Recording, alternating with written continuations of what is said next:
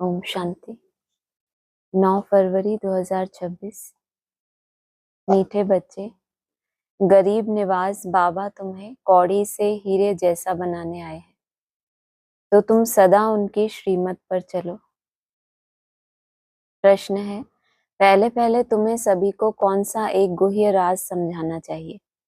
उत्तर, बाप दादा का।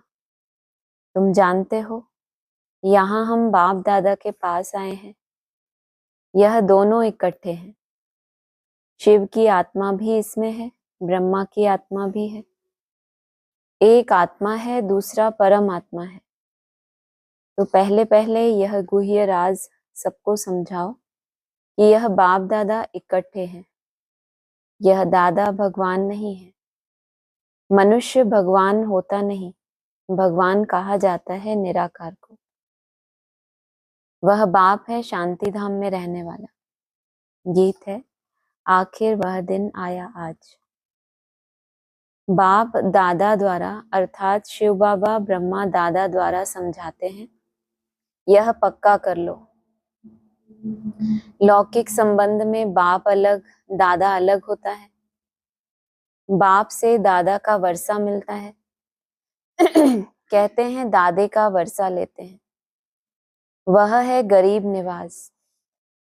गरीब निवाज उनको कहा जाता है जो आकर गरीब को सिरताज बनाए। तो पहले पहले पक्का निश्चय होना चाहिए कि यह कौन है। देखने में तो साकार मनुष्य है, इनको यह सब ब्रह्मा कहते हैं। तुम सब ब्रह्मा कुमार कुमारियां हो।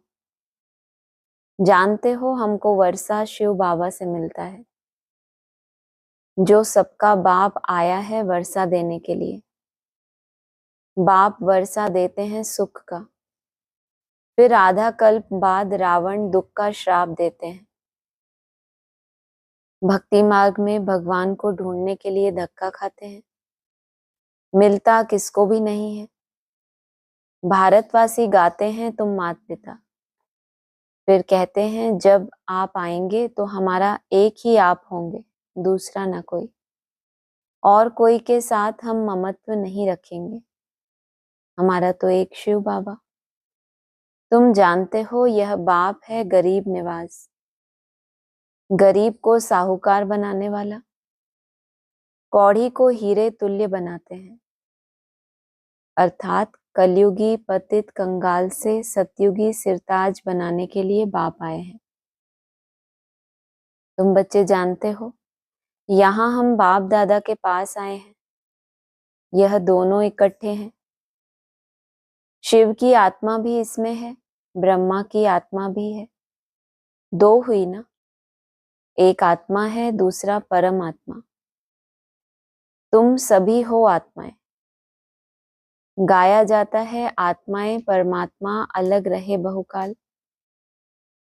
पहले नंबर में मिलने वाली हो तुम आत्माएं, अर्थात जो आत्माएं हैं वह परमात्मा बाप से मिलती हैं। कंडीशन क्या दी? पहले पहले आत्मा परमात्मा है, तो सभी पर आत्माएं अलग रही हैं परमात्मा से, लेकिन पहले पहले कौन मिलता है? तुम मिलते हो, क्योंकि तुम क्या बनते हो? तुम आत्माएं बनते हो। जो आत्माएं हैं वह परमात्मा बाप से मिलती हैं, जिसके लिए ही पुकारते हैं ओ गॉड फादर। तुम उनके बच्चे ठहरे। फादर से जरूर वर्षा मिलता है। बाप कहते हैं भारत जो सिरताज था वह अभी कितना कंगाल बना है। अभी मैं फिर तुम बच्चों को सिरताज बनाने आया हूं। तुम डबल सिरताज बनते हो। एक ताज होता है पवित्रता का, उसमें लाइट देते हो। दूसरा है रतन जड़ित ताज। तो पहले पहले यह गुह्य राज सबको समझाना है कि यह बाप दादा इकट्ठे हैं।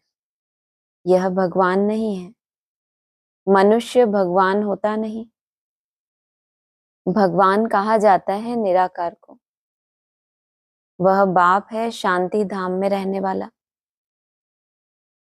जहां तुम सभी आत्माएं रहती हो, जिसको निर्वाण धाम अथवा वानप्रस्थ कहा जाता है। फिर तुम आत्माओं को शरीर धारण कर यहाँ पाठ बजाना होता है।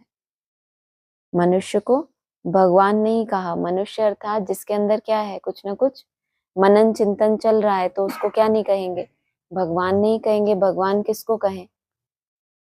निराकार को कहा जाता है, अर्थात जो सदा ही निराकारी है, उसको मंथन करने की दरकार नहीं है, लेकिन है क्या, ज्ञान का सागर है।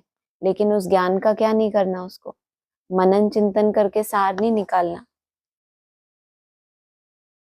आधा कल्प सुख का पाठ है, आधा कल्प दुख का। जब दुख का अंत होता है तब बाप कहते हैं मैं आता हूं, यह ड्रामा बना हुआ है। तुम बच्चे यहाँ आते हो भट्टी में, यहाँ और कुछ बाहर का याद नहीं आना चाहिए। यहाँ है ही माता पिता और बच्चे, और यहाँ शूद्र संप्रदाय है नहीं।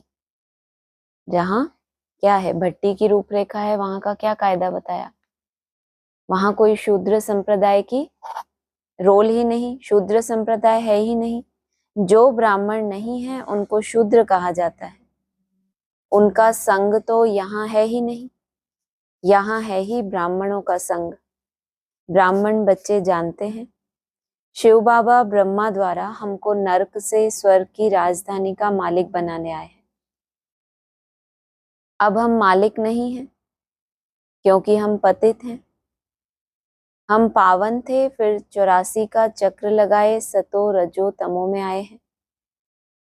सीढ़ी में 84 जन्मों का हिसाब लिखा हुआ है। बाप बैठकर बच्चों को समझाते हैं। जिन बच्चों से पहले पहले मिलते हैं, फिर उन्हों को ही पहले पहले सतयुग में आना है। तुमने 84 जन्म लिए। रचता और रचना की सारी नॉलेज एक बाप के पास ही है। वही मनुष्य सृष्टि का बीज रूप है। जरूर बीज में ही नॉलेज होगी कि इस झाड़ की कैसे उत्पत्ति, पालना और विनाश होता है। यह तो बाप ही समझाते हैं। तुम अब जानते हो हम भारतवासी गरीब हैं। जब देवी देवता थे तो कितने साहूकार थे, हीरों से खेलते थे, हीरों के महलों में रहते थे।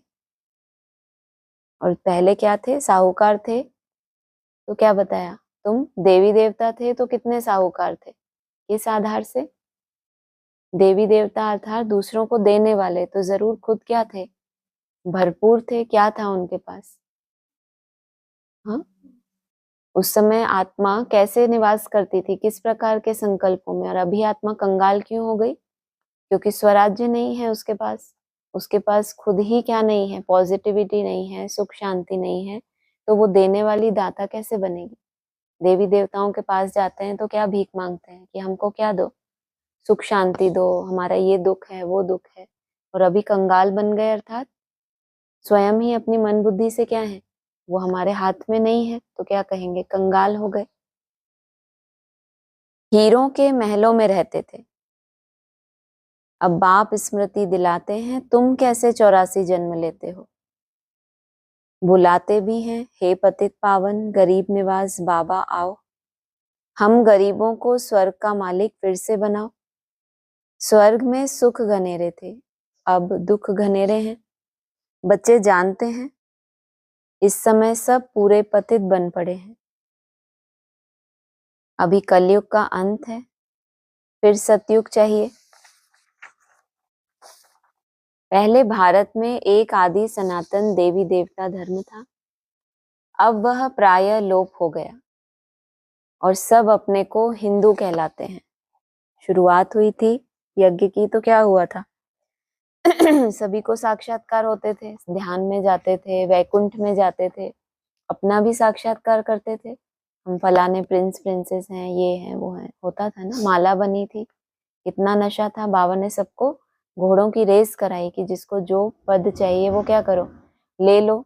तो उस समय एक रेस थी, तो देवी देवता बनने का क्या था, कंपटीशन। लेकिन वो देवता धर्म फिर क्या हुआ, जो देवता धर्म के आदि थे, जो बने थे, वो ही लोप हो गए। जब तो क्या हुआ, देवता धर्म प्रायः लोप हो गया। फिर अब अपने को क्या कहलाते हैं, जो संस्था रह गई है, जो सारे विश्व में नाम वाला कर रहे हैं बाप का, वो क्या संदेश देते हैं कि हम ऐसे देवी देवताएं बनेंगे, ये पार्ट वो पार्ट, कुछ कहते हैं, क्या कहते हैं कि आत्मा को क्या करना है, परमात्मा से बैटरी चार्ज करके और क्या बनना है, सुख शांति अर्जित करनी है, मना हिंसा को दूर करना है। आत्मा कैसी बन गई, हिंसक बन गई, तो उस हिंसा को दूर करना है। बाकी वो कोई बड़े टारगेट, कोई कंपटीशन, कोई माला के मन के, अभी उसकी बात होती है। तो सब अपने को हिंदू कहलाते हैं। इस समय क्रिश्चियंस बहुत हो गए हैं क्योंकि हिंदू धर्म वाले बहुत कन्वर्ट हो गए हैं। तुम देवी देवताओं का असल कर्म श्रेष्ठ था, तुम पवित्र प्रवृत्ति मार्ग वाले थे। अब रावण राज्य में पतित प्रवृत्ति मार्ग वाले बन गए हैं, इसीलिए दुखी हो। सतयुग को कहा जाता है शिवालय। सतयुग में तो शिव बाबा आता ही नहीं, लेकिन तुम्हारी बात हो रही है कि तुम देवताओं का असल कर्म श्रेष्ठ था। सबसे बड़े से बड़ा कर्म क्या बताया बाबा ने? संगम पर एक भगवान के साथ अपने बुद्धियों को एकाग्र करना, ये क्या है? श्रेष्ठ ते श्रेष्ठ कर्म। सतयुग को कहा जाता है शिवालय, और तुम आत्माएं जिनका ये श्रेष्ठ कर्म है, संगम युग पर जब उल्टी सीढ़ी चढ़ोगे और अपनी सतो प्रधान स्टेज में जाओगे, तो तुम्हारा सतयुगी स्टेज कैसी होगी? क्या टारगेट है तुम्हारा? 16 कला संपूर्ण सतयुग में जाना या कहाँ जाना? कलातीत बनना तो शिवालय होगा या क्या होगा? वो शिव बाबा सतयुग में नहीं आते। कौन से सतयुग में? जो 16 कला संपूर्ण है, वहां उनके आने की दरकार ही नहीं। शिव बाबा का स्थापन किया हुआ स्वर्ग, वो रास्ता भी तुमको किसने बताया कि यहाँ तक पहुंचो? फिर मैं तुमको क्या करूंगा? रिसीव करूंगा। तो कहा शिव बाबा का स्थापन किया हुआ स्वर्ग, बाप कहते हैं मैं आकर तुम बच्चों को शूद्र से ब्राह्मण बनाए, तुमको सूर्यवंशी चंद्रवंशी राजधानी का वर्षा देता हूँ। यह बाप दादा है, इनको भूलो मत। शिव बाबा ब्रह्मा द्वारा हमको स्वर्ग का लायक बना रहे हैं, क्योंकि पतित आत्मा तो मुक्ति धाम में जा ना सके जब तक पावन ना बने। अभी बाप कहते हैं मैं आकर तुमको पावन बनने का रास्ता बताता हूँ। मैं तुमको पदमपति स्वर्ग का मालिक बनाकर गया था। बरोबर तुमको स्मृति आई है कि हम स्वर्ग के मालिक थे। उस समय हम बहुत थोड़े थे, अभी तो कितने ढेर मनुष्य हैं। सतयुग में 9 लाख होते हैं। तो बाप कहते हैं मैं आकर ब्रह्मा द्वारा स्वर्ग की स्थापना, शंकर द्वारा विनाश करा देता हूँ। आदि में भट्टी बनी तो किस लिए? स्थापना हो, नंबरवार आत्माओं का सिलेक्शन हो कि कौन सी वो आत्माएं हैं, इनमें से भट्टी होगी, रेस होगी, तो पता चलेगा ना। जिनके अंदर वो संस्कार होगा, वो आत्माएं क्या करेंगी? अपना जलवा दिखाएंगी। शंकर द्वारा विनाश करा देता हूँ, तैयारी सब कर रहे हैं। कल पहले मौफिक कितने बॉम्ब्स बनाते हैं। 5000 वर्ष पहले भी यह महाभारत लड़ाई लगी थी। भगवान ने आकर राजयोग सिखाए, मनुष्य को नर से नारायण बनाया था। तो जरूर कलयुगी पुरानी दुनिया का विनाश होना चाहिए। भारतवासियों के लिए कौन सी लड़ाई? ग्रह युद्ध। माना ये जो अपने अंदर की महाभारत लड़ते हैं, उससे क्या बनते हैं?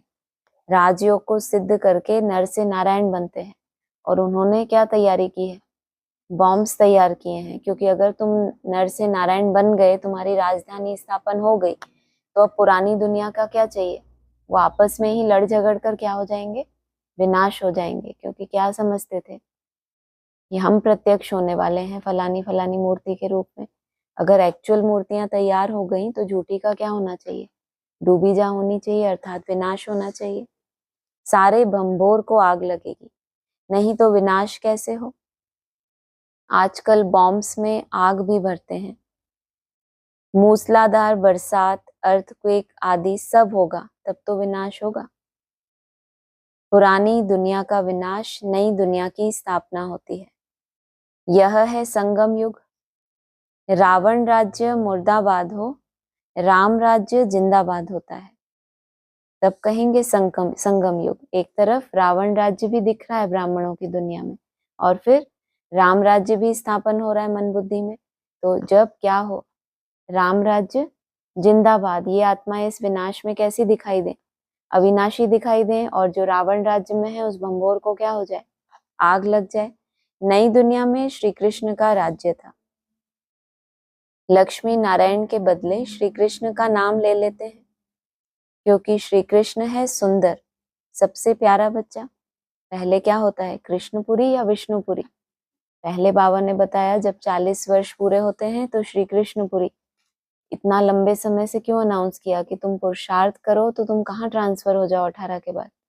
श्री कृष्णपुरी। और 2028 के लिए क्या बताया? विष्णुपुरी की स्थापना होगी। मनुष्यों को तो पता नहीं है ना, श्री कृष्ण अलग राजधानी का, राधे अलग राजधानी की थी। भारत सिरताज था, अभी कंगाल है। फिर बाप आकर सिरताज बनाते हैं। अब बाप कहते हैं पवित्र बनो और मामेकम याद करो तो तुम सतो प्रधान बन जाएंगे। फिर जो सर्विस कर आप समान बनाएंगे वह ऊंच पद पाएंगे, डबल सिरताज बनेंगे। सतयुग में राजा रानी और प्रजा सब पवित्र रहते हैं। अभी तो है ही प्रजा का राज्य, दोनों ताज नहीं है। बाप कहते हैं जब ऐसी हालत होती है तब मैं आता हूं। अभी मैं तुम बच्चों को राजयोग सिखा रहा हूं, मैं ही पतित पावन हूं। अब तुम मुझे याद करो तो तुम्हारी आत्मा से खाद निकल जाए, फिर सतो प्रधान बन जाएंगे। अभी शाम से सुंदर बनना है। सोने में खाद पड़ने से काला हो जाता है, तो अब खाद को निकालना है। बेहद का बाप कहते हैं तुम काम चिता पर बैठ काले बन गए हो, अब ज्ञान चिता पर बैठो और सबसे ममत्व मिटा दो। तुम आशिक हो मुझ एक माशूक के। भगत सब भगवान को याद करते हैं। सतयुग त्रेता में भक्ति होती नहीं, वहां तो है ज्ञान की प्रालब्ध। बाप आकर ज्ञान से रात को दिन बनाते हैं। ऐसे नहीं कि शास्त्र पढ़ने से दिन हो जाएगा, वह है भक्ति की सामग्री। शास्त्र तो कब से पढ़ते चले आए, 2500 वर्ष क्या किया? शास्त्रों की रचना ही क्यों हुई? ताकि पतन से क्या हो, कुछ ना कुछ विक्रम करने से ये आत्माएं क्या हो जाएं, बच जाएं। बाबा भी कहते हैं ऐसे नहीं कि मुरली पढ़ेंगे तो तुम्हारे पाप कर्म विनाश हो जाएंगे। सिर्फ होगा क्या उससे? जितना समय मुरली पढ़ेंगे, ज्ञान का चिंतन करेंगे तो तुम कोई विक्रम नहीं करेंगे, तो विकर्मों से तो बच जाएंगे। लेकिन पुराने जो विक्रम किए हुए हैं वो खाद निकल जाए, आत्मा पावन बन जाए, वो तो नहीं होगा। वह है भक्ति की सामग्री, ज्ञान सागर पतित पावन एक ही बाप है। वह आकर सृष्टि चक्र का ज्ञान बच्चों को समझाते हैं और योग सिखाते हैं। पहले क्या समझाया बच्चों को? इस सृष्टि चक्र में कौन सा समय चल रहा है, और एक ही बार ये चांस मिलता है। ये जो 2 गेट्स दिखाए सृष्टि चक्र में, अभी तुम गेट के इस तरफ हो, फिर उसके अंदर एंटर होगे और फिर आत्मा पावन बने तो कहाँ ट्रांसफर हो? सतयुगी दुनिया में ट्रांसफर हो जाएगी। ईश्वर के साथ योग लगाने वाले योग योगेश्वर और फिर बनते हैं राज राजेश्वर, राज राजेश्वरी। तुम ईश्वर द्वारा राजाओं का राजा बनते हो। तुम अपने उससे नहीं बनते कि तुम्हारी समझ बैठ गई कि जितनों को संदेश देंगे, जितने हमारे अधीन होंगे उतने बड़े हम क्या कहलाएंगे, राजाएं। इनकी बुद्धि में है ना 8 राजाइयां स्पष्ट दिखाई देंगी, तो उसमें से हमारी एक राजाई क्या हो गई? हम बाप की संदली पे बैठ गए, हमने दृष्टि देना शुरू कर दिया, अब हमारी राजाई क्या हो गई? स्थापन हो गई। और बाप क्या कह रहे हैं? ईश्वर के द्वारा, तुम ईश्वर द्वारा राजाओं का भी राजा बनते हो। और पीछे कंडीशन क्या बताई? ईश्वर के साथ योग लगाने से तुम पहले क्या बने? योग योगेश्वर, और उसके बाद बने क्या? और ये ब्राह्मण पहले क्या बन जाते हैं? पहले राजा ही ले लेते हैं योग की सब्जेक्ट, तो फिर बहुत पीछे है। कहते हैं मनन चिंतन की स्टेज में रह के क्या करते हैं? मुरली सुनाते हैं। बीज रूप अवस्था तो इनके मुख से ही नहीं निकलेगा। बाबा ने कहा ना जो करते होंगे तो उनके मुख से भी क्या होगा? जो जिस सब्जेक्ट में महारथी होता है तो दूसरे को भी किसमें उसको विशेष बनाएगा? उसी सब्जेक्ट में, क्योंकि वो आधार, सारी ही सब्जेक्ट का आधार कौन सा है? याद की सब्जेक्ट। तो ईश्वर के साथ योग लगाने वाले पहले योग योगेश्वर, माना ये भटकने वाली जो आत्माएं हैं, मन बुद्धि है, सभी क्या चाहती हैं कि हम योग में क्या हो जाएं, परिपक्व हो जाएं। जब वहां तक नहीं पहुंच पाते, वहां फेल होते हैं, तो सेकंड सब्जेक्ट ज्ञान के मंथन को ही क्या समझते हैं कि ये भी तो क्या है, एक सतो प्रधान स्टेज ही है। तुम ईश्वर द्वारा राजाओं का राजा बनते हो, जो पावन राजाएं थे फिर वही पतित बनते हैं। आपे ही पूज्य फिर आपे ही पुजारी बन जाते हैं। अब जितना हो सके याद की यात्रा में रहना है। जैसे आशिक माशूक को याद करते हैं ना, जैसे कन्या की सगाई होने से फिर एक दो को याद करते रहते हैं। अभी यह जो माशूक है, उनको तो बहुत आशिक हैं भक्ति मार्ग में। सोचो, भक्ति मार्ग में है ये आशिक, लेकिन कितने सारे हैं, है भक्ति मार्ग, लेकिन फिर भी इनकी भक्ति कैसी है, मेरा तो एक दूसरा ना कोई। माना इनकी लगन कैसी लग जाती है भगवान के साथ, जो मिसाल दिया। जैसे कन्या की सगाई होती है तो बुद्धि कैसी हो जाती है, याद करना पड़ता है या बुद्धि वहीं लगी रहती है। तो ऐसे भी बाप के क्या हैं, आशिक हैं भक्ति मार्ग में। सब दुख में बाप को याद करते हैं, हे भगवान दुख हरो सुख दो। यहाँ तो न शांति है न सुख है, सतयुग में दोनों है। अभी तुम जानते हो हम आत्माएं कैसे 84 का पार्ट बजाते हैं। ब्राह्मण देवता क्षत्रिय वैश्य शूद्र बनते हैं। 84 की सीढ़ी बुद्धि में है ना। अब जितना हो सके बाप को याद करना है तो पाप कट जाए। कर्म करते हुए भी बुद्धि में बाप की याद रहे। बाबा से हम स्वर्ग का वर्षा ले रहे हैं। बाप और वर्षे को याद करना है, याद से ही पाप कटते जाएंगे। जितना याद करेंगे तो पवित्रता की लाइट आती जाएगी, खाद निकलती जाएगी। बच्चों को जितना हो सके टाइम निकाल याद का उपाय करना है। याद से क्या होगा, पाप कटते जाएंगे। विक्रम विनाश होने की निशानी क्या बताइए, यहाँ पर खाद निकलती जाएगी और उतनी तुमको क्या महसूस होगी, पवित्रता की लाइट। ये कोई दिखने वाली चीज है क्या, फिर कैसे दिखेगी पवित्रता की लाइट। बाबा तो कहते हैं उन्होंने देवताओं के मस्तक क्या चारों तरफ क्या दिखा दिया, लाइट दिखा दी। ऐसी कोई स्थूल लाइट की तो बात नहीं है। तुम्हारे अंदर किस तरह की इम्प्योरिटी है, ये तो हर एक को क्या है, नई दुनिया में पवित्रता की परिभाषा भी तो जानते हैं ना। कैसी पवित्रता, व्यर्थ संकल्प भी क्या है तुम्हारे लिए, अपवित्रता, ईर्ष्या द्वेष कंपटीशन रीस, ये सब भी क्या है, अपवित्रता है। तो तुम्हारे अंदर धीरे धीरे क्या होगा, पवित्रता की लाइट बढ़ती जाएगी। बच्चों को जितना हो सके टाइम निकाल याद का उपाय करना है। सवेरे सवेरे अच्छा टाइम मिलता है, यह पुरुषार्थ करना है। भल गृहस्थ व्यवहार में रहो, बच्चों की संभाल आदि करो, परंतु यह अंतिम जन्म पवित्र बनो। काम चिता पर नहीं चढ़ो। अभी तुम ज्ञान चिता पर बैठे हो, यह पढ़ाई बहुत ऊंची है, इसमें सोने का बर्तन चाहिए। तुम बाप को याद करने से सोने का बर्तन बनते हो। इतनी ऊंची पढ़ाई, जबकि कितनी सहज पढ़ाई है। बाबा कहते हैं एक छोटे बच्चे को भी बोलो कि तुम आत्मा हो, ये सृष्टि चक्र 5000 वर्ष का है, तो याद कर लेगा या भूल जाएगा। एक बार उसको सिखा दो कि 1250 और ये ऐसे ऐसे घूमता है, तो बच्चा भी याद कर लेगा। और बाबा क्या कह रहे हैं, ये पढ़ाई कैसी है, इतनी ऊंची है कि इसमें क्या चाहिए, सोने का बर्तन चाहिए। तुम बाप को याद करने से सोने का बर्तन बनते हो।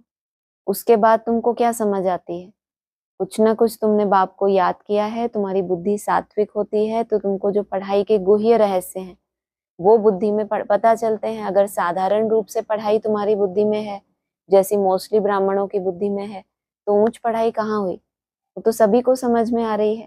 कोई बड़े बड़े ऑफिसर बनते हैं तो उनके बुद्धि की कैसा उनका होता है, ब्रेन शार्प कितना होता है। याद भूलने से फिर लोहे का बर्तन बन जाते हो। सोचो, इतनी जल्दी याद करते करते क्या बना, सोने का बर्तन। और याद तो हम भूलते ही रहते हैं, तो बाबा क्या कहते हैं, कैसा बर्तन बन जाता है, लोहे का बर्तन बन जाता है।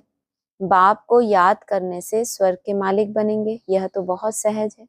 इसमें पवित्रता मुख्य है, याद से ही पवित्र बनेंगे। और सृष्टि चक्र को याद करने से स्वर्ग का मालिक बनेंगे। तुम्हें घर बार नहीं छोड़ना है, गृहस्थ व्यवहार में भी रहना है। बाप कहते हैं 63 जन्म तुम पतित दुनिया में रहे हो। अब शिवालय अमर लोक में चलने के लिए तुम यह एक जन्म पवित्र रहे तो क्या हुआ। शिवालय वो किसका घर है? शिव का घर है। और कैसा है लोक? मृत्यु का नाम ही नहीं है। वो कैसा लोक है? अमर लोक है। बहुत कमाई हो जाएगी। 5 विकारों पर जीत पानी है, तभी जगत जीत बनेंगे, नहीं तो पद पा नहीं सकेंगे। बाप कहते हैं मरना तो सबको है, यह अंतिम जन्म है, फिर तुम जाए नई दुनिया में राज्य करेंगे। हीरे जवाहरातों की खानियां भरपूर हो जाएंगी। ये पढ़ाई जब तुमने पढ़ी आदि में, तो क्या बोला था? मरने से पहले क्या बनो? सतो प्रधान बनो। यहाँ भी बोला मरना तो सबको है और तुम्हारा ये अंतिम जन्म है। इस हिसाब से ये दुख अशांति है। पुरानी दुनिया में तुम्हारा ये कैसा है? अंतिम जन्म है। ब्रह्मा का मृत्यु लोक कब पूरा होता है? जब आयु कितनी हो जाए? 100 वर्ष की आयु होती है तो मृत्यु लोक में दुख होता है। जब अमर लोक की शुरुआत हुई, कब से हुई शुरुआत? 87 से। कैसे? कि संगम युग के कितने वर्ष पूरे हो गए? 50 वर्ष। तो वजह जो पिछला 50 वर्ष था वो कलयुग का हुआ, और जो 50 वर्ष हुआ 87 से, वो कहाँ का गिना? एक मोटे रूप में संगम युग को अगर 2 हिस्सों में डिवाइड किया तो यह अंतिम जन्म है, फिर तुम जाए नई दुनिया में राज्य करेंगे। जब मृत्यु लोक ही तुम्हारा समाप्त हो गया तो अब कैसी दुनिया आ गई तुम्हारे लिए? अब जो तुम्हारा जीवन है वो कैसा है? बाकी सब ब्राह्मणों के लिए कैसा रहा? जो अंतमति थी उनकी वही इस जन्म की गति हुई। तुमने सतो प्रधान बनने की मेहनत की शरीर छोड़ने से पहले, तो तुम्हें क्या मिलना चाहिए तुम्हें? गोल्डन स्पून इन माउथ, बाबा ने कहा है।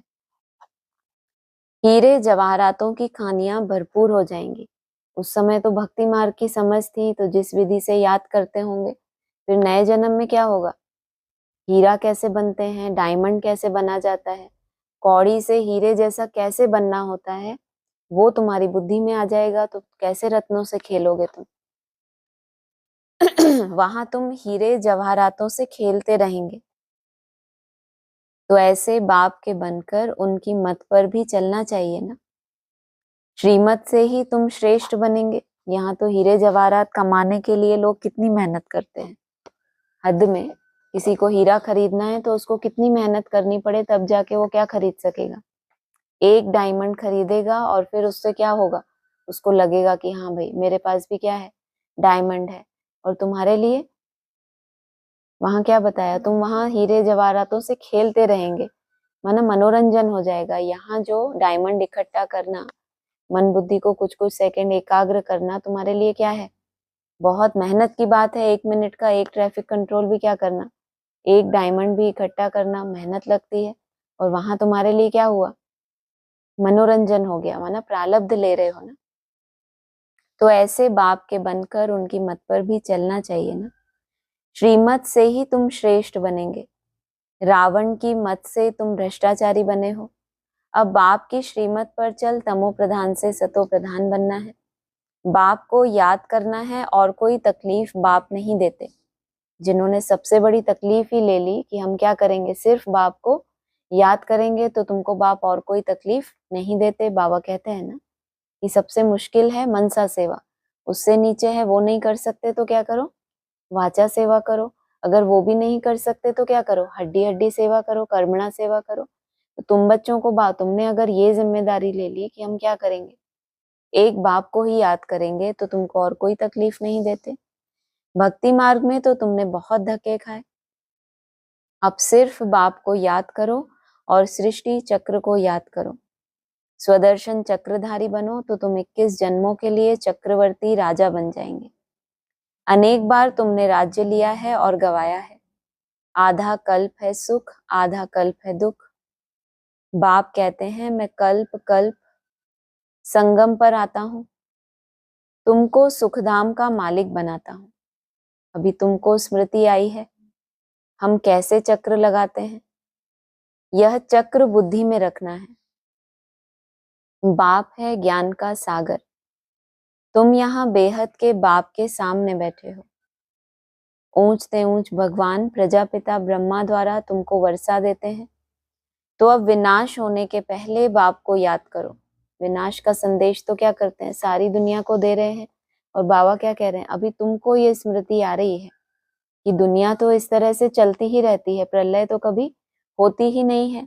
लेकिन तुम क्या करो, ये जो ब्राह्मणों की सृष्टि में बड़े से बड़ा विनाश का समय है, उसके बीच में ही तुम क्या करो, बाप को याद करो।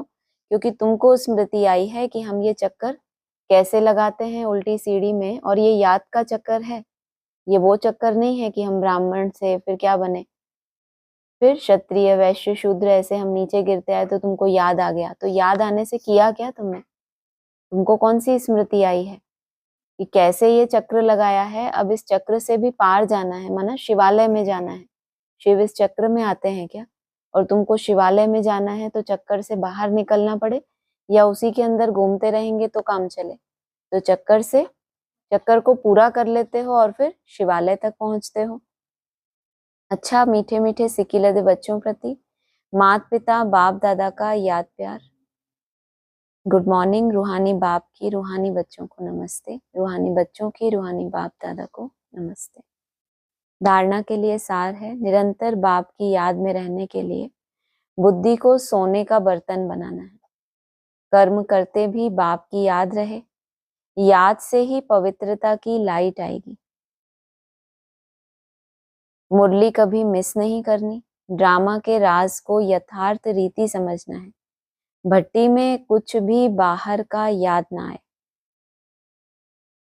वरदान है आपस में एक दो की विशेषता देखने और वर्णन करने वाले श्रेष्ठता संपन्न होली हंस भव। संगम युग पर हर बच्चे को नॉलेज द्वारा कोई ना कोई विशेष गुण अवश्य प्राप्त है।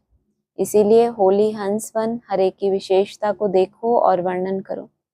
जिस समय किसी की कमजोरी देखते या सुनते हो तो समझना चाहिए यह कमजोरी इनकी नहीं मेरी है। क्या मतलब, जिस समय किसी की भी कमजोरी देखते हो तो क्या समझो, क्यों हमारी क्यों कमजोरी है, उसकी कमजोरी है। हाँ, हमारा सबसे बड़ा अवगुण क्या है, बाबा ने क्या बोला, सबसे बड़ा त्याग कौन सा है। कभी कभी प्रश्न आता है ना, कौन सा त्याग करें, हद के त्याग के पीछे पड़ जाते हो कि त्याग करें, शायद इससे क्या होगा, ये कोई शॉर्टकट रास्ता है।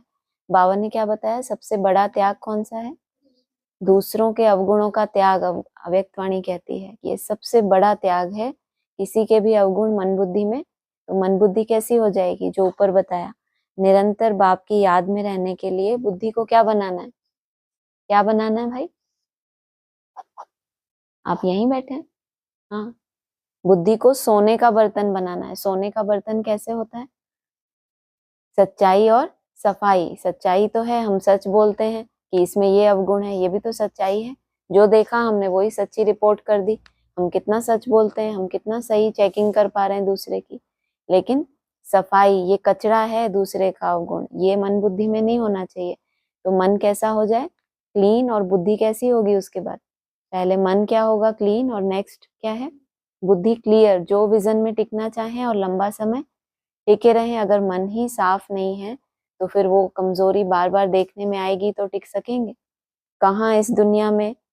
हाँ, इस दुनिया की जो चलन है दूसरों की कमियां देखना, उस दुनिया की चलन में चलना और कल्पना करना, बुद्धि को कहाँ ले जाना, एकदम डिटैच, जो है ही कहाँ, tower of peace.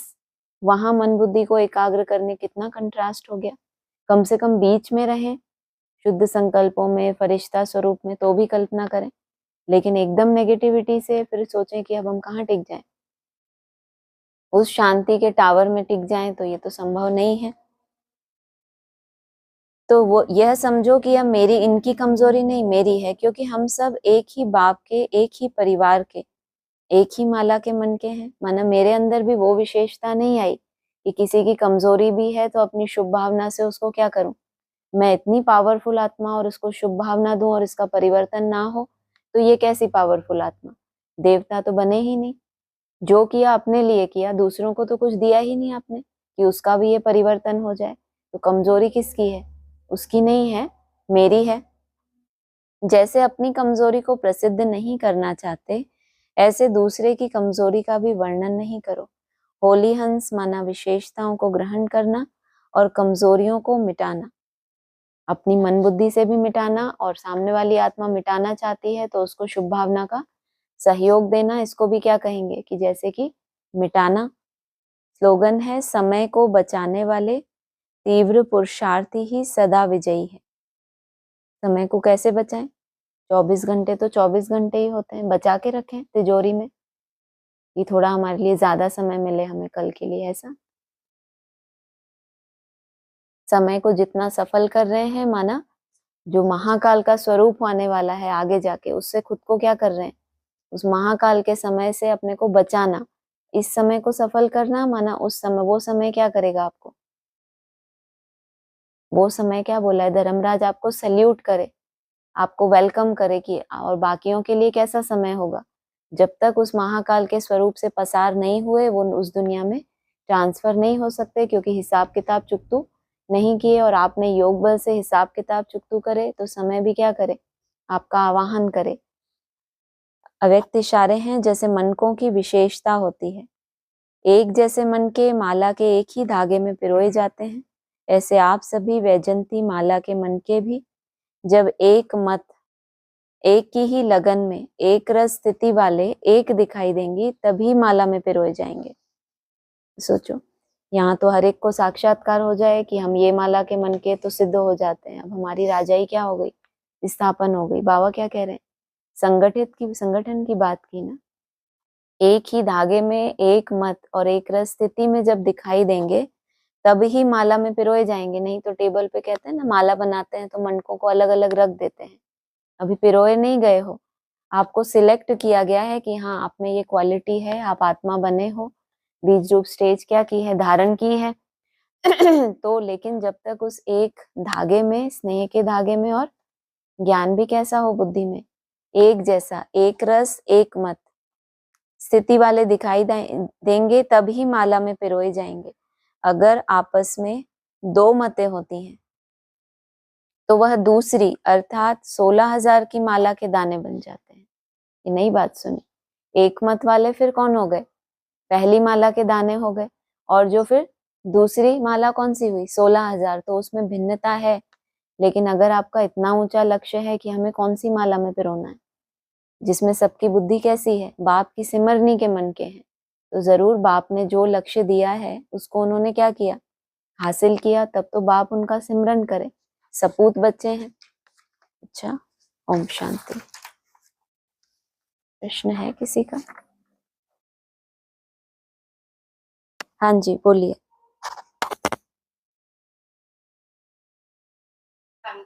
Om Shanti. हाँ जी। हाँ जी, जिस तो सबसे पहले जो अभी आया, ये जो अभी आया ना कि अगर आपस में दो मतें होती हैं तो वह दूसरी अर्थात 16,000 की माला के दाने बन जाते हैं। बिल्कुल। तो इसको और जो पहली माला हमने बात की, बाप की सिमरनी के मन के हैं, तो वो कैसे होंगे, जितना ऊंचा लक्ष्य रखेंगे एक रस एक मत बनने का। ऐसे तो बता दिया कि मनकों को पिरोने से पहले टेबल पर रखा जाता है। माना इतने सारे मनके थे, उसमें से जो साबुत होते हैं उनको माला बनाने के लिए सिलेक्ट किया जाता है। खंडित मनके हैं, कुछ ना कुछ लीकेज है, तो उनको तो सिलेक्ट ही नहीं किया। सिलेक्ट हो गया, लेकिन अब एक कंडीशन और है कि एक रस होना है, जो अभी रोज अव्यक्त इशारे मिलते हैं यूनिटी के लिए। फेथ हो, विश्वास हो, और फिर यूनिटी भी हो। तो प्योरिटी के आधार से यूनिटी होती है। तो ये जो बताया कि जो दूसरे की जो कमजोरी दिखाई दे उसको भी अपनी समझना, ये कोई साधारण बात थोड़ी ही है। हर एक आत्मा को स्वयं से प्यार होता है सबसे ज्यादा, तो दूसरे की कमजोरी उसको दिख रही है, और खास जिनके प्रति कुछ मन में खिटपिट है, उनकी कमजोरी दिख जाए, फिर वहां भी वो क्या करे, एक मत बनने की अभ्यास करे, शुभ भावनाएं दे। तो ये कोई साधारण चीज नहीं है। तो ऐसी आत्माओं को ये चांस मिलता है कि वो एक ही माला में पिरोए जाएं, क्योंकि सबका पुरुषार्थ एक जैसा है। कमियां कितनी भी हैं, लेकिन लक्ष्य बहुत ऊंचा है कि अपनी शुभ भावना से ये परिवर्तन करना है मुझे।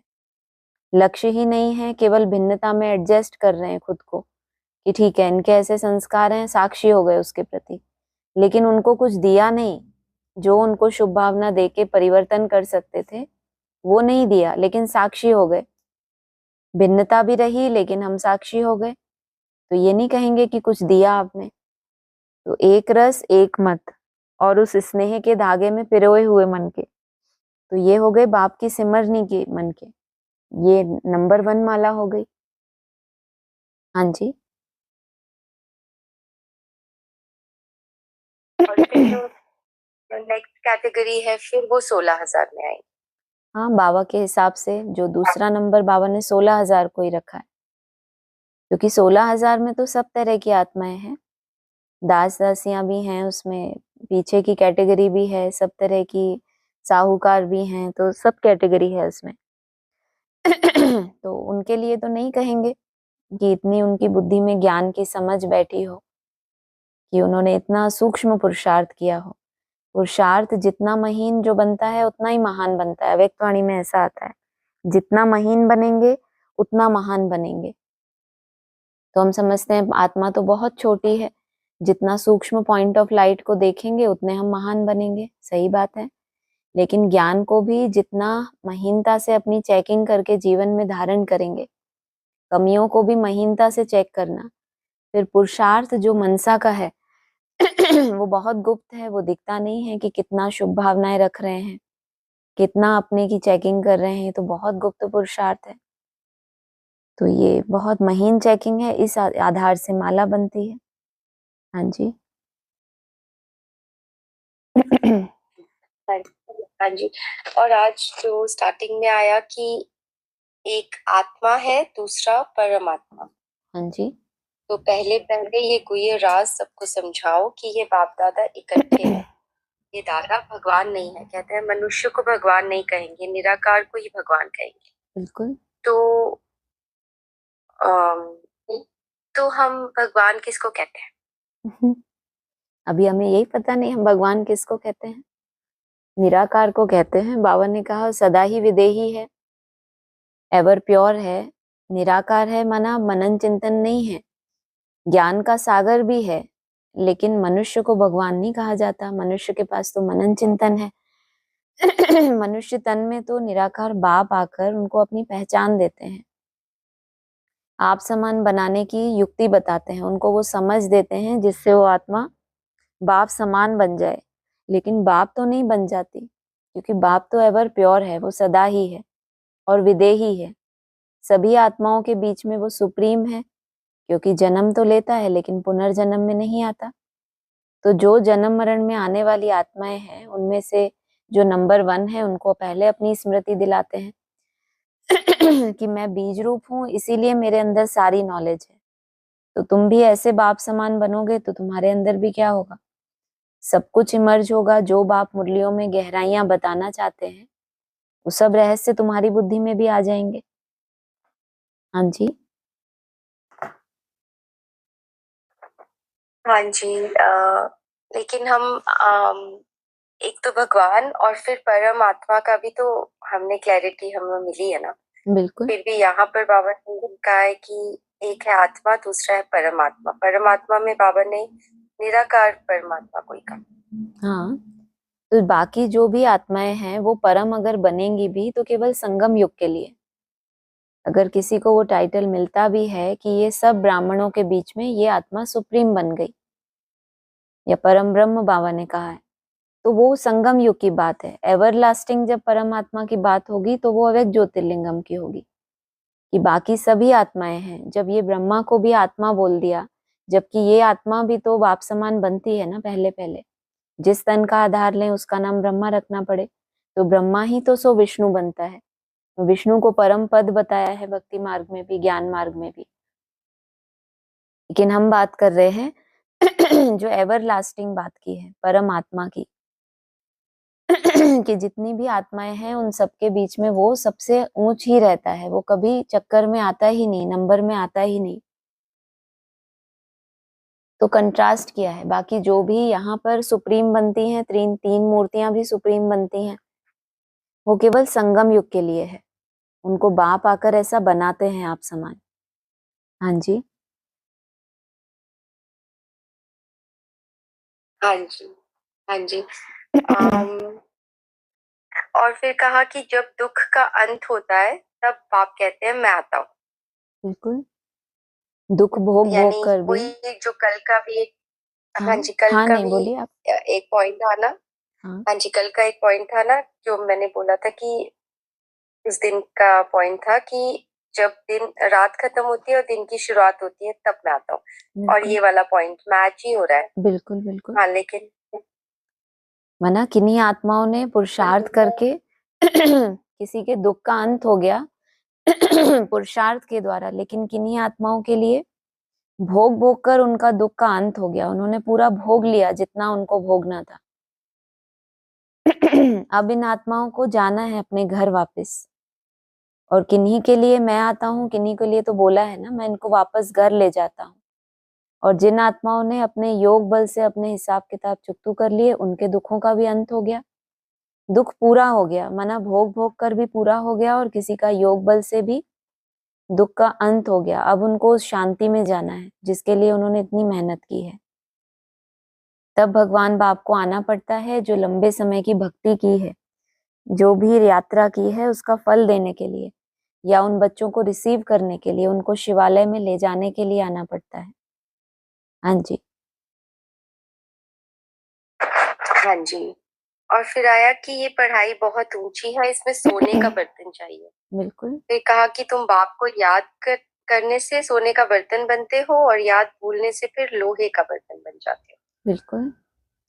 अगर तुमको ये याद है कि मुझे बाप को याद करना है, तो कुछ ना कुछ सोने का बर्तन है तुम्हारा। कितना भी तुम व्यस्त हो, कितना भी तुम्हारी बुद्धि में ज्ञान है नहीं है, जितना भी है, लेकिन याद के प्रति अगर आकर्षण है, चाहे कि कोई भी पढ़ाई पढ़ रहे हो, पढ़ाई उतनी ऊंची नहीं भी है बुद्धि में, लेकिन याद के प्रति तुम्हारी आकर्षण है, जन्म जन्मांतर के संस्कार हैं, तपस्या की है, भक्ति बहुत की है, तो संगम पर जब भगवान बाप का परिचय मिलेगा, तो किसी भी स्कूल में होंगे, तुम्हें उस पढ़ाई का, उस सब्जेक्ट में बहुत आनंद आएगा।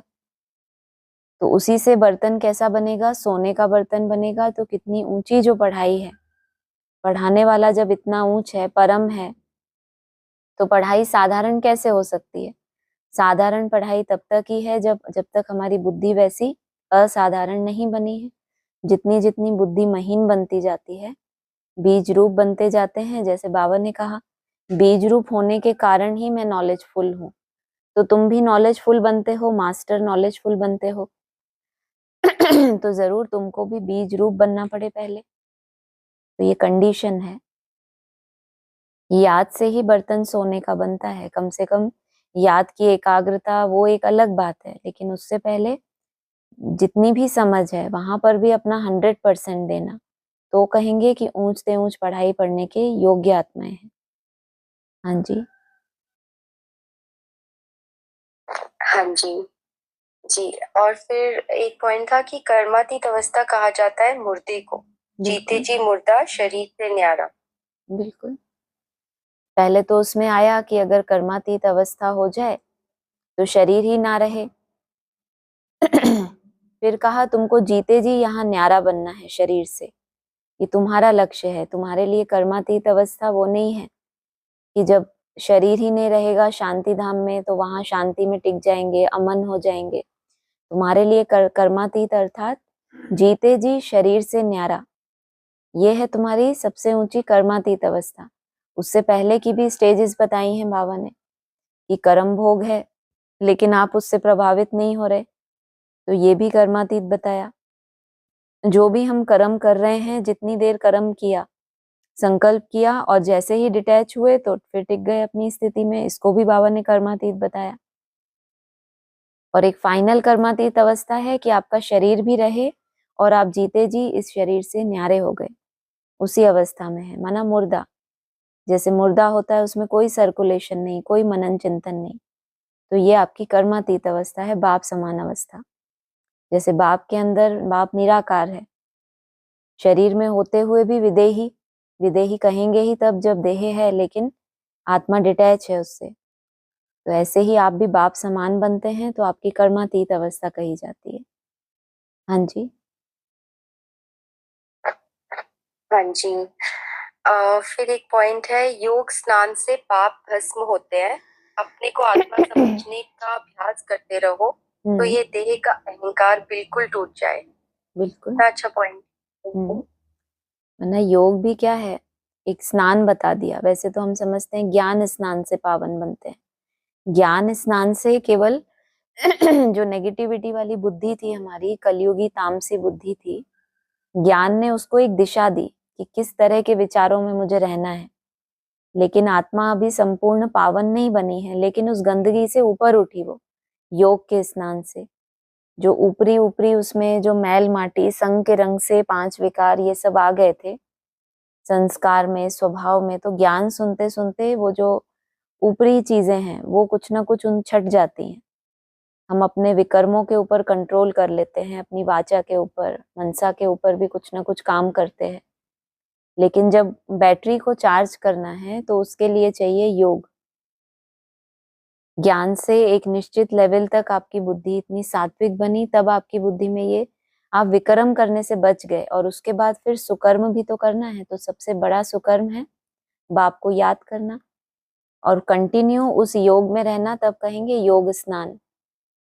वरना वो जो आप याद कर रहे हो वो पूरी तरह से आप उसमें डूब जाओ, वो आपको पूरी तरह से धुल जाए, आपकी मन बुद्धि जैसी भी कचरा है उसमें तब कहेंगे कि योग स्नान।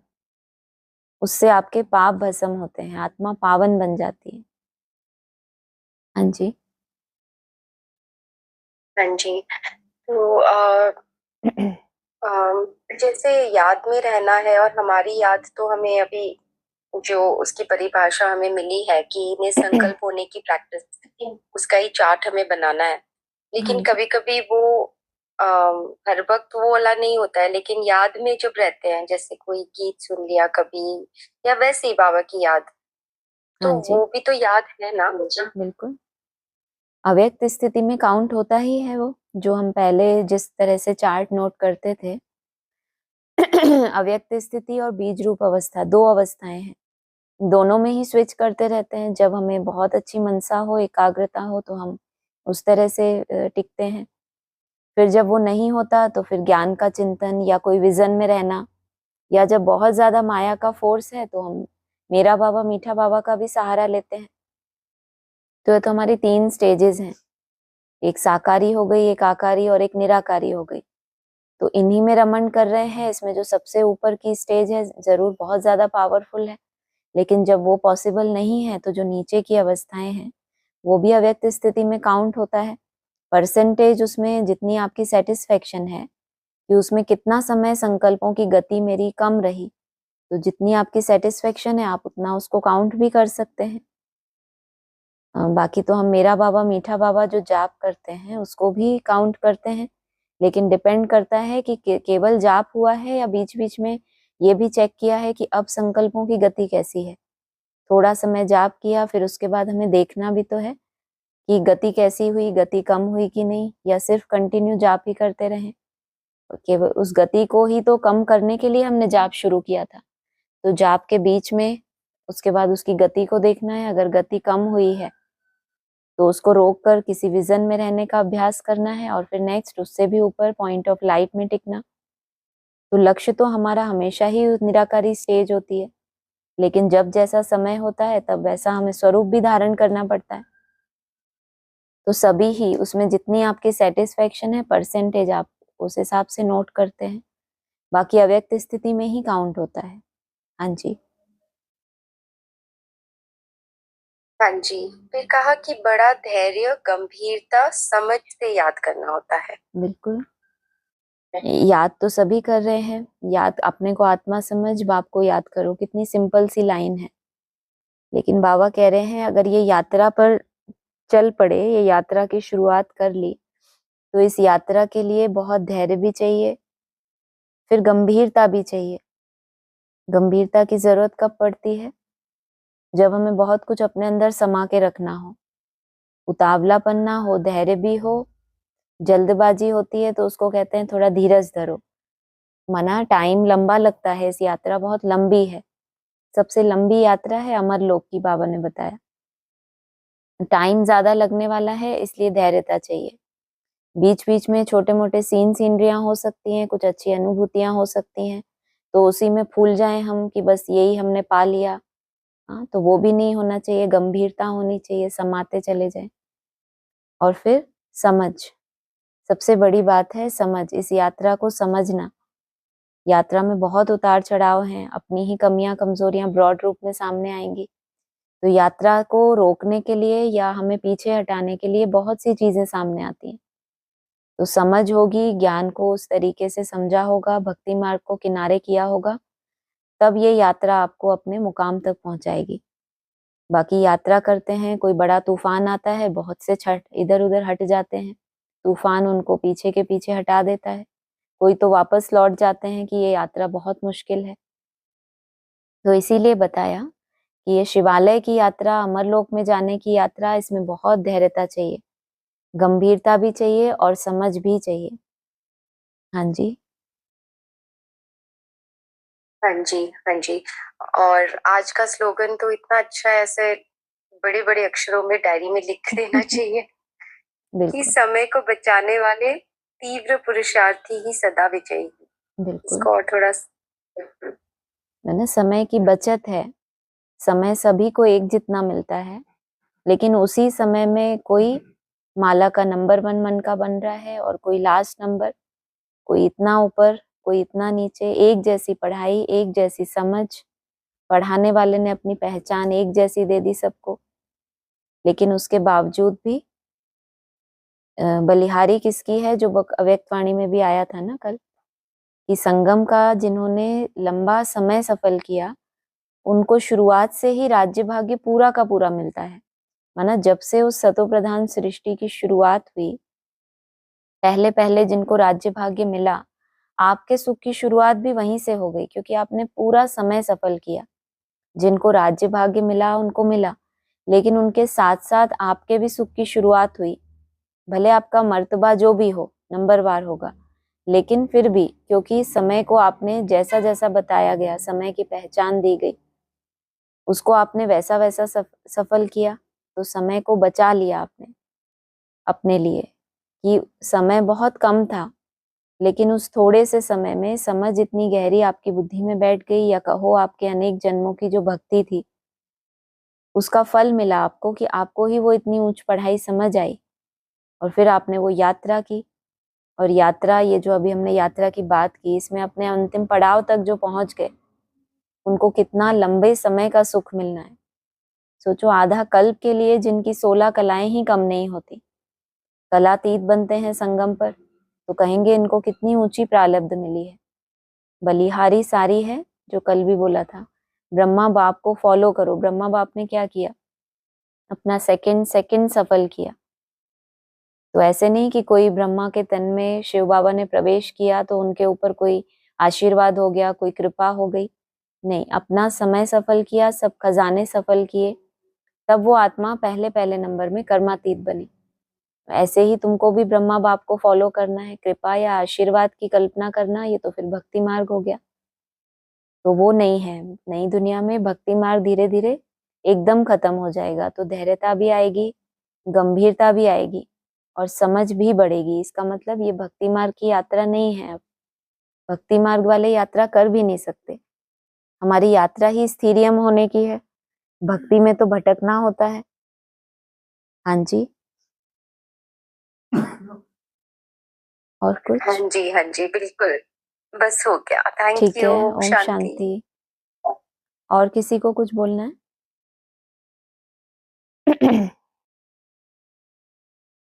ठीक है, ओम शांति।